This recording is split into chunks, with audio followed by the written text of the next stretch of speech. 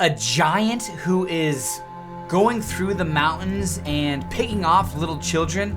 Well, when you start to dive into fiction or stories, folklore about Fort Collins, Colorado, you stumble across some interesting stories. And in today's video, we are talking about 5 facts, 5 fictions, and 5 opinions about Fort Collins, Colorado. What's up, everybody? My name is Patrick Soukup, and this is the Living in Fort Collins YouTube channel where you come to learn everything there is to know about Fort Collins and northern Colorado, including 5 facts, fiction, and opinions. Now, if you're considering relocating to the area, buying, selling, or investing in northern Colorado, give my team and I a call, text, or email. We would love to be an asset on your team. But we are not going to delay because these are some fun ones and some interesting ones, and we went deep as far as research and really trying to figure out, well, what is a fiction that is actually thought to be true, and facts that are relevant, and opinions that come up on a regular basis. So hold on to your seat and let's go. All right, we are going to start with facts. And number 1, for being the Napa Valley of beer in the United States, Fort Collins, the city, was actually a dry city until 1963. And in 2012, Fort Collins produced 70% of the craft beer in Colorado and 7% of the craft beer nationally. That is a far gone distance from a dry city all the way from until 1969. And we're gonna talk about some of those dry city prohibition, underground passageways here shortly. But Fort Collins definitely has a strong root in craft beers. We have got Zwei, we've got Odell's, Equinox, Coopersmith's, who's kind of the OG of them all, and then the granddaddy of them all, New Belgium, which is really just one of our flagship companies in Fort Collins, Colorado. But for being a dry city until 1969, and now we are the Napa Valley of beer in the United States, our production of craft beer is pretty astounding. Number 2, and I haven't hit on this much except we have talked about in our podcast as well as our live streams. We had one of our older mayors, Wade Troxel, on our podcast, and he told me about this a long time ago, and I thought it was like, wow, this is super interesting. Well, in the 1960s, we began to underground our utilities. And now there are the majority, I believe it's actually close to 99% or 100% of the city of Fort Collins utilities are underground. And what that means to you as a resident who are living here or considering moving here is you have an extreme reliance on your utility and power during shutdowns and power outages and blackouts. We don't experience that. And for being in a kind of a colder climate, there's no freezes or issues with that or winds that are gonna blow down electrical poles. It is a pretty cool thing. And the second thing that's awesome about not having above ground electrical lines is the vantage point. You're gonna drive through Fort Collins, or if you live in Fort Collins, you're gonna say, why is it so beautiful? Like, what is it? Oh, we don't have above ground electrical lines. So the vantage point is just absolutely beautiful. Now this one, you are considering Fort Collins, you live in Fort Collins, you love Fort Collins for so many different reasons, but the majority of them generally come down to the lifestyle, and a lot of that is the outdoor lifestyle activity and specifically the biking and paved trails. We have 45 miles of paved trails and over 280 plus miles of protected bike lanes. And additionally, we've got another 75 miles of bike trails that are slated to come on in the next 5, 10, 15 plus years. So Fort Collins is one of 5 platinum rated bike communities in the United States. And this is interesting because there's also different articles that will come out and they'll discuss best bike cities in Colorado, and Colorado doesn't vote number 1.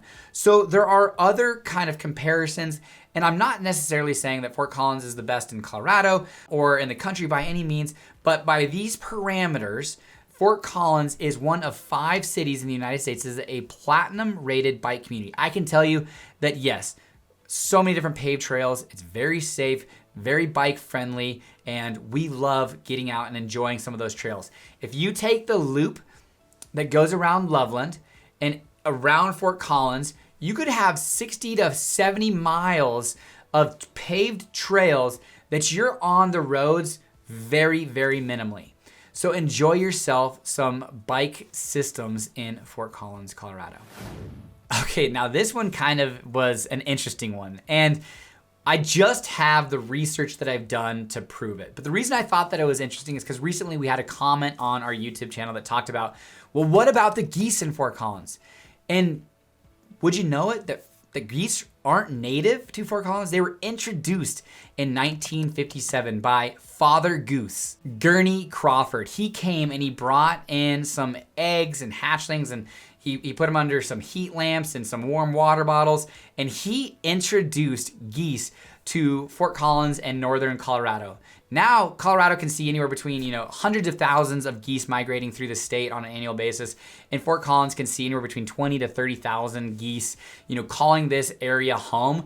But they absolutely rule the roads. They are protected. So if they're crossing the street, you could see cars backed up right in the middle of the street. And you're like, what's going on? Oh, and then there's geese coming. I think they're pretty cute. In the spring, you got little hatchlings, what are they? Goslings, geese, young geese in the springtime. But yes, in the parks and in the fields, sure, you are going to have a crap ton of crap from geese, and they can be in the ponds, they can be in the parks, in the golf courses. So yes, if you're living in Fort Collins in northern Colorado, geese are a part of life. But what was interesting is they weren't necessarily native to the area. They were introduced by Father Goose.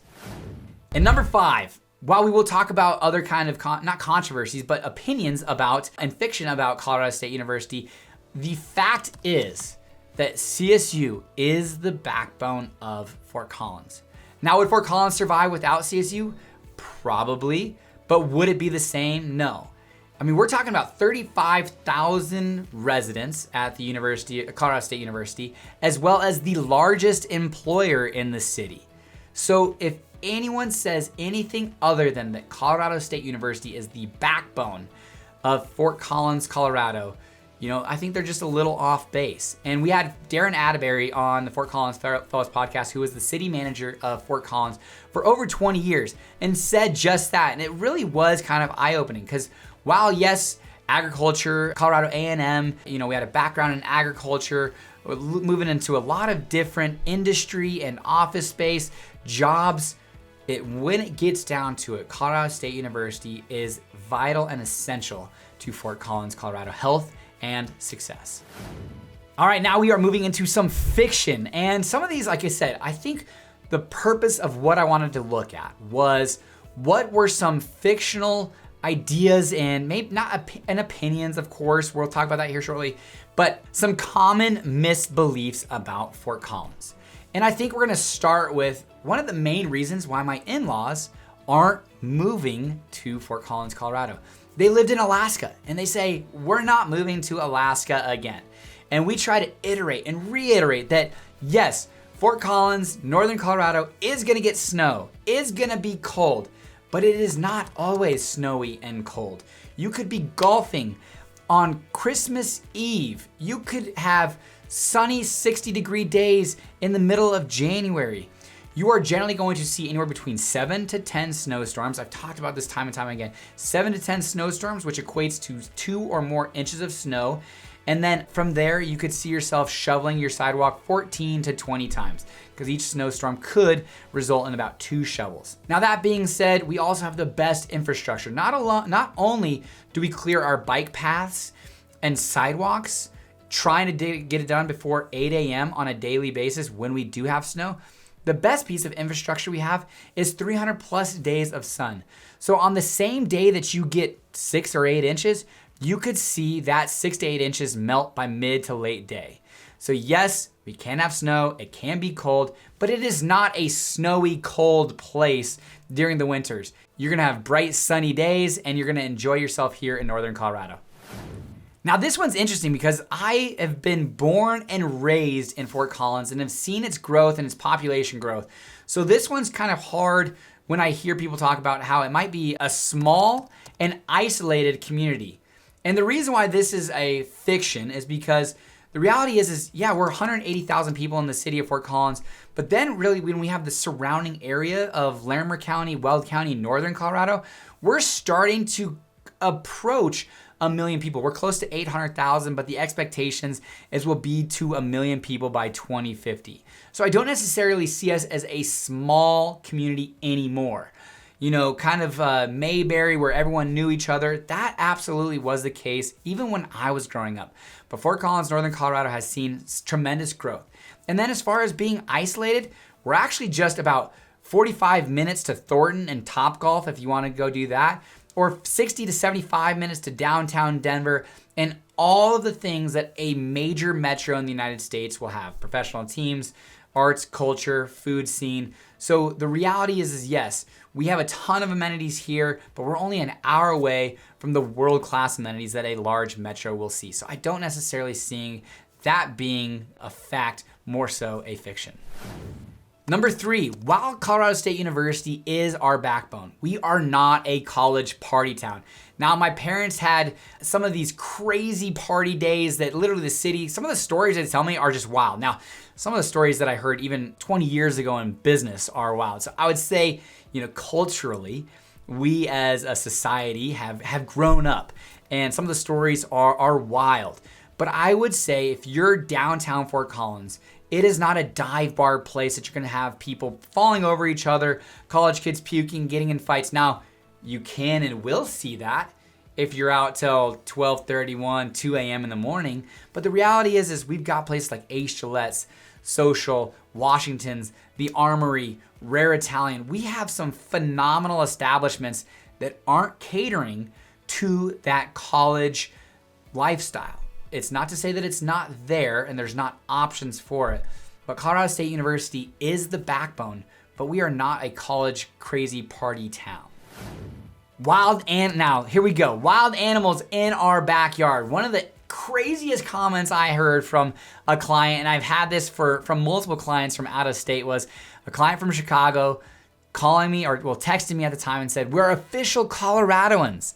We saw a mountain lion today." And I responded back like, "Well, you're more Coloradoan than I am, because I have never in my 35 years on this planet seen a mountain lion." Now, we live in Fort Collins along the Front Range, and there are times that you could absolutely see a black bear in the trees, feeding on trash. There are gonna be some mountain lions and bobcats that find their way down.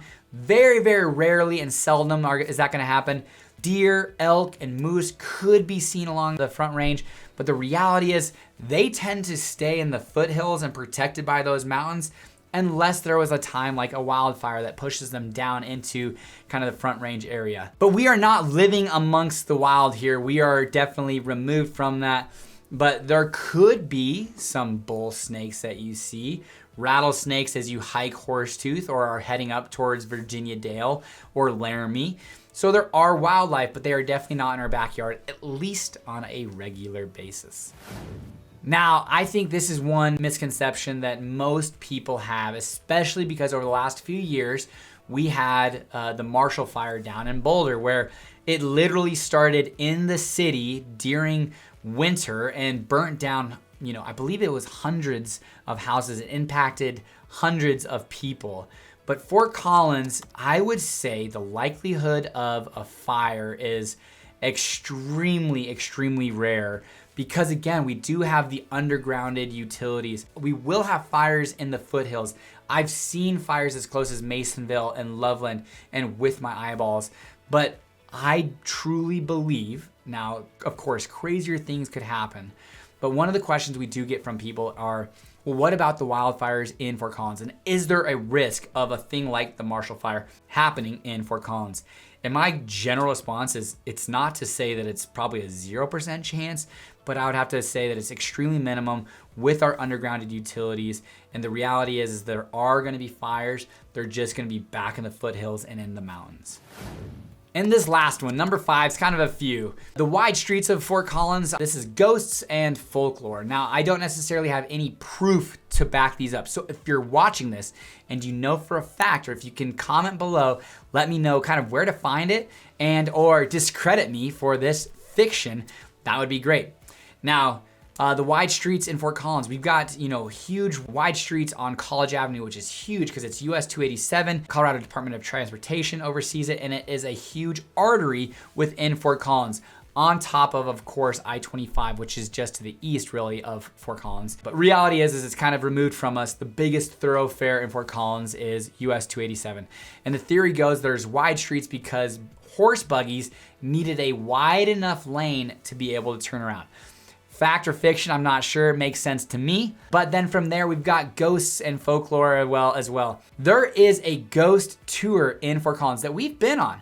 And I worked in Old Town for nearly a decade. And I've seen and heard different sounds in the buildings, stories of what has happened. I've been underneath buildings that had fires, 80, 100 years ago type deal. And then I've been in others buildings as well where they have ghost stories. And this is haunted because of XYZ story. And one of the funnier and fun times was I actually worked in a building that was built in 1905. And one of my coworkers at the time suggested they are seeing things on the Nest camera, shadows, they're hearing things. So we had a medium come in and talk to us about what they're seeing. I don't know if it's called a seance. I don't. Anyways, we had a medium come in and talk to us, and he did. He had it quiet, and he's doing his thing. And this individual's story was he got struck by lightning on Horsetooth, and that's how he had his powers. Anyways, moving forward, he said, yes. Was this a brothel? And it was. Well, there's an individual who, I believe how it went was there was an individual who, got murdered here, and he's not very happy, but if you don't mess with him, he won't mess with you. And I'm not a huge believer in that stuff. I'm not saying it's not real, but I'm not a huge believer. And I just lost it. I just was like, at least he's bugging you and not me. So that being said, yes, we are Old Town Fort Collins. There's been fires, murders, not a lot of them maybe, but in these old buildings. And so, there's some fun ghost tours that you can go on. And maybe people are going to be mad that I put it in the fiction section. But there you have it, the 5 fictions of Fort Collins. Now let's jump into the opinions. Now these I'm not gonna spend too much time on because again, they are opinions and people have them for a reason, and not anyone's opinion is wrong if they can, not if they can, but if they want to have that opinion and have reasons to have those opinions, that's great. Open to conversation, awesome. And number 1 is housing costs are high. Sure, perspective deal. Housing costs are high, especially to us locals, born and raised here, who might be a police officer, a teacher, a firefighter, who the income isn't necessarily justifying the price of homes, and having the retail managers and waiters and waitresses having to come into the city. Yes, I would say that is housing, buying a house is expensive here.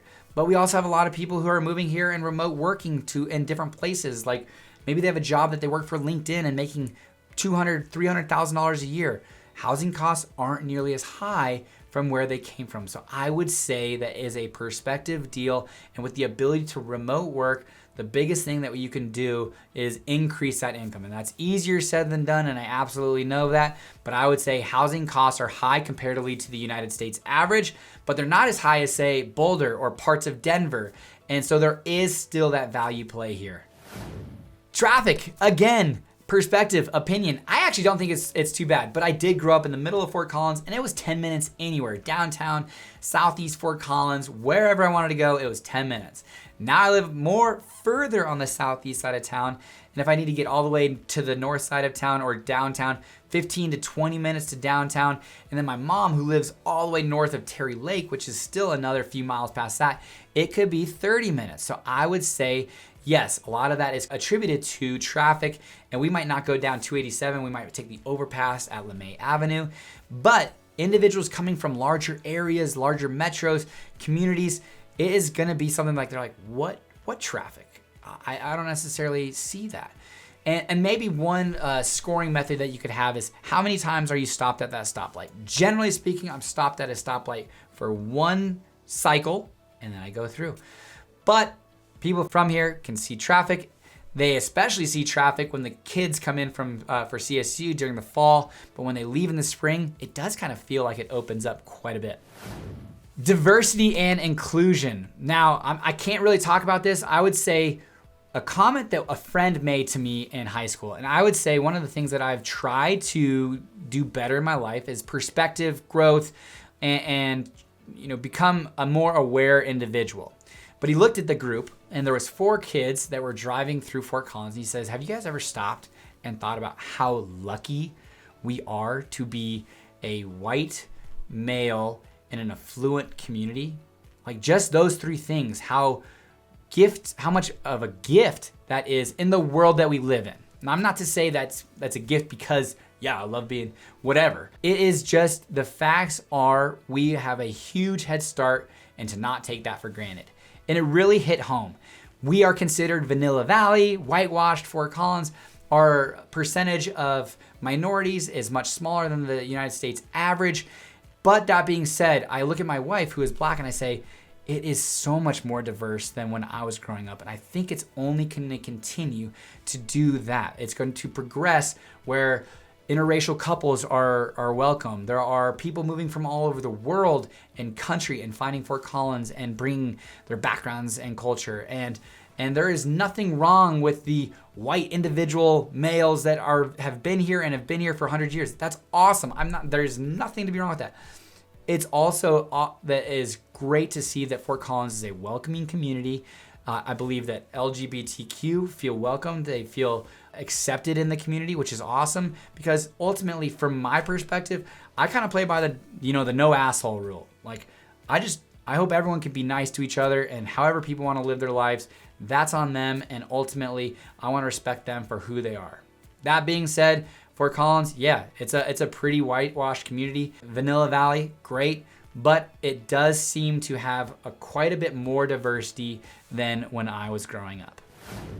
Now, I am shooting this video 1 week before the 2024 election, and I would say the political climate is not fun, to say the least. The majority of people that I talk with, they just say, I just wanted the election to be done. And we will see that when I release this video, it will be post-election, and hopefully people have calmed down, emotions have settled out. But in Fort Collins, we have gone from a agriculture base, staunch conservative red county to a purplish, reddish purplish community to a purplish bluish to a pretty staunch now blue county.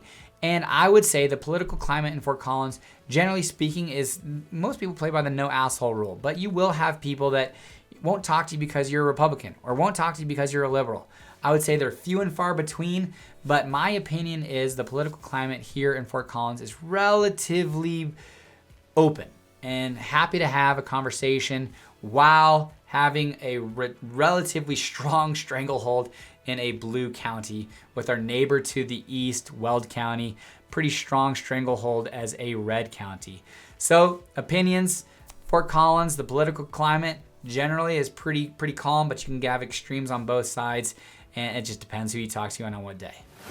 Now, our last opinion is the growth of Fort Collins. This gets down to a little bit of the traffic. And I would say, depending on who you're talking to, the growth of Fort Collins is kind of a given. But that being said, over the last 2 or 3 years, our growth has been relatively flat. But the expectations that our growth management area for Fort Collins is going to be 250,000 people. And there are some expectations that are suggesting that we're going to see 1.5% growth annually and even up to 2% growth annually. And our state demographers in the state of Colorado are saying that yes, along the Front Range, growth is happening. That's actually where it's happening. And again, I think there's such a melting pot of people here in Fort Collins with some, stronghold individuals who have been here for 20, 30, 40, 50, 60, 80 plus years in Fort Collins that aren't excited about the growth of Fort Collins. But hey, the secret is out.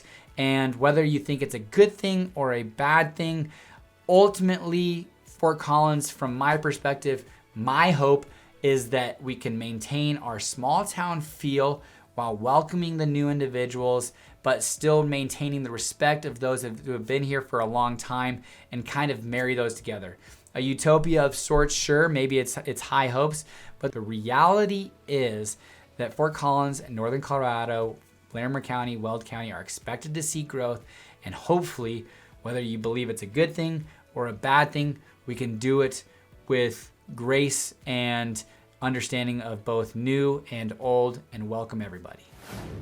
So there you have it, folks. The 5 facts, 5 fictions, and 5 opinions of Fort Collins, Colorado. Now, if you've enjoyed this video, give it a thumbs up and comment below what you found to be the most interesting fact, fiction, or opinion, and I'll be sure to get back with you. Now, if you're considering moving or relocating, buying, selling, investing here in Fort Collins, Northern Colorado, again, give my team and I a text, call, or email, and we would love to be an asset on your team. Until next time, everybody, take care.